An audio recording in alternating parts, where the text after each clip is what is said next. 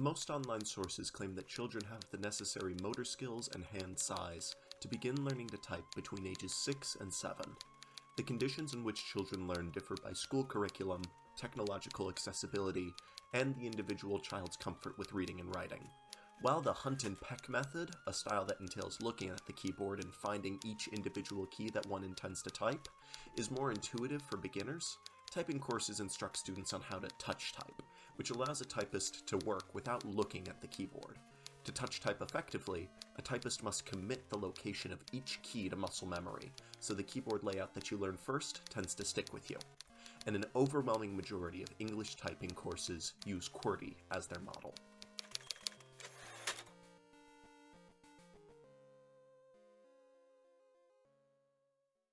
See, I'm writing this essay on a standard American QWERTY keyboard. If you learned to type on a keyboard that used the Latin alphabet, this arrangement is probably familiar to you. It's something of an international standard among keyboards using the Latin alphabet, but its invention is surprisingly recent.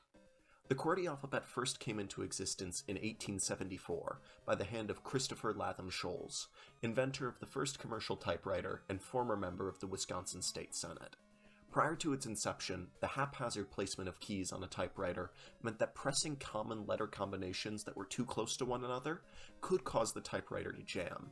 Scholes created the QWERTY layout to space common letter combinations apart, minimizing jams in the process. The QWERTY alphabet quickly gained traction as an effective layout, and has maintained its eminence into the modern era. Now, QWERTY is not just emblazoned on typewriters, but the keyboards of computers and smartphones, whose keys cannot jam. As a result, the QWERTY keyboard is an anachronism. Its utility addresses a problem that no longer exists, leaving most of its users confused as to its provenance and efficacy. It also invites curiosity about QWERTY's alternatives. Enter the Dvorak keyboard. Patented in 1936 by August Dvorak, the Dvorak keyboard is the most prominent competitor to QWERTY in the American market. While they've been fighting an uphill battle since 1936, Dvorak enthusiasts are passionate about the keyboard's strengths and the necessity of its implementation into the mainstream. They've had some major victories too.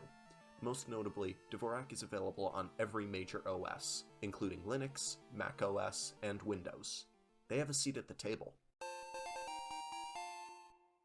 Given its persistence since the Roosevelt administration, Dvorak deserves more credit than the generic label of techno-gimmick that we apply to hack developments like Google Glass or 3D televisions. However, its lack of outright success makes the title of innovation feel disingenuous. The Dvorak keyboard instead lies in a gray territory between gimmickry and innovation that extends beneath the depths of just tech debate. It's a political conundrum. But let's start with the tech debate. The fundamental assertion among Dvorak users surrounds its allegedly superior orientation of keys on the home row, the keys where your fingers lie whenever you aren't actively typing. On a QWERTY keyboard, these keys include A, S, D, F, J, K, L, and semicolon. In contrast, Dvorak places A, O, E, U, H, T, N, and S beneath your resting digits. The difference is intuitive. While QWERTY places uncommon letters like J and K in the most accessible positions on the keyboard, Dvorak uses the space for more common letters like N and T. This layout minimizes excess finger movement by keeping typists on the home row more often. Allegedly, this results in fewer typing errors, less hand pain when typing for long durations, and a faster typing speed. Wait, run that last one by me again? Of these various claims, the faster typing speed piqued my interest most. My typing speed is a skill for which I'm disproportionately proud. When I need my mind to wander for a moment, one of my favorite hobbies is to take 1-minute typing speed tests. Learning that an alternative keyboard layout could boost that speed while protecting my health is almost too good to be true. Like those pills that claim to shred through body fat, or a politician that campaigns on the notion of change and leaves you to fill in the ambiguities. When students learn to touch type on QWERTY, they begin by memorizing the location of the F and J keys, a process of internalization that occurs by typing passages like FJ, FJ, FJ, J, F, F, F, FJ, FJ, FJ, J. ad nauseum. Once a typist is comfortable with those keys, they learn D and K, leading to insightful prompts like DK, DK, DK, DK, DK, KK, DK, DK, JF. This process continues, letter by letter, until students have memorized the location of enough letters that it's no longer necessary to type gibberish. The process is grating. Back when I was in elementary school, my 4th grade classmates were totally dismissive of these exercises. Most of them used the class time as an opportunity to take a nap, or chat with the teacher, who was also bored and skeptical of the exercises. Hunt and peck remained the dominant keyboarding language in my class all the way until high school graduation. The avoidance of all that nonsense typing is another benefit of Dvorak. Since most vowels are on the home row, students can incorporate them into their typing very quickly, meaning that there will be less time until they begin typing substantive passages. This is a common refrain I've seen across various online testimonies that celebrate Dvorak as the pragmatist's layout. The accessibility of Dvorak seems to be one of its greatest strengths. It represents the interest of a common typist that doesn't have time to sit down and spend months learning QWERTY.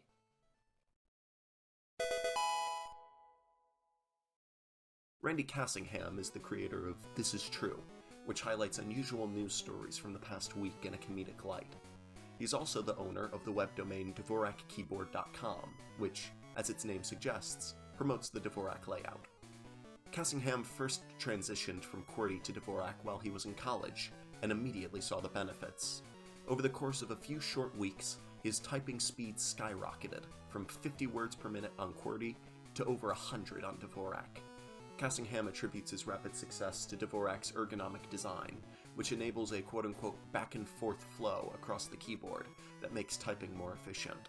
He also believes this approachable design can get through to kids that would otherwise suffer through QWERTY typing lessons, and help them, quote, get on with what they're at the keyboard to do: writing, programming, and creating. Clearly, Cassingham never considered the thrill of typing fast for one's own fulfillment, but I begrudgingly acknowledge his point. While Cassingham's nigh miraculous testimony is inspiring, I feel obligated to place a reality check on the Dvorak keyboard. For all its alleged virtues combined with the follies of QWERTY, there isn't any definitive proof to support any of the Dvorak keyboard's boasts. A 1944 study conducted by the US Navy found that Dvorak users typed 74% faster than QWERTY typists, but those results are highly contentious. Economics professors Stan Leibowitz of the University of Texas at Dallas and Stephen Margulis of North Carolina State University authored multiple pieces opposing the use of Dvorak keyboards, with a notable feature in the June of 1996 edition of Reason magazine. There, they repeatedly took aim at the 1944 Navy report, criticizing its experimental design as being biased in the Dvorak keyboard's favor, its vague authorship, and the fact that August Dvorak himself was the Navy's top expert in the analysis of time and motion studies during World War II. Suddenly, there's a sense of scandal around the Dvorak keyboard. Randy Cassingham, on his part, is all too familiar with the work of Leibowitz and Margulis, so much so that his formal response to their 1996 article has a permanent spot in the Anti-Dvorak tab on Cassingham's website. Titled Randy's Response to the Anti-Dvorak Crusaders, Cassingham rebukes the findings of Leibowitz and Margulis as, quote, meritless and poorly written. He goes on to respond to their claims of the 1944 paper's dubious authorship by claiming that his publishing company has had copies of the report available for 15 years, complete with an attribution of authorship. Notably absent from Cassingham's response is a rebuttal to Leibowitz and Margulis's criticisms of the 1944 study's experimental procedure. Instead, the host of the web domain DvorakKeyboard.com proceeded to explain that the data supporting QWERTY was founded on lies motivated by financial incentives, and that I could learn more by purchasing Randy Cassingham's book, The Dvorak Keyboard. Merriam-Webster's dictionary defines irony as... Unfortunately, this is largely where the discourse surrounding Dvorak versus QWERTY ends. Every few years, a new internet think piece emerges that tries to put a new spin on the same old talking points. Some of them recommend it, others say it's not worth it. The debate is at a standstill. And personally, I don't even know where I stand on Dvorak. I grew up with QWERTY, so I'm more comfortable with it by default, but Dvorak's strengths certainly pass the eye test. I'm inclined to believe that the reduced finger movement really could increase someone's typing speed. I also believe anecdotes from people that say it reduced their hand pain. But I'm also struck by the impossibility of Dvorak's aim.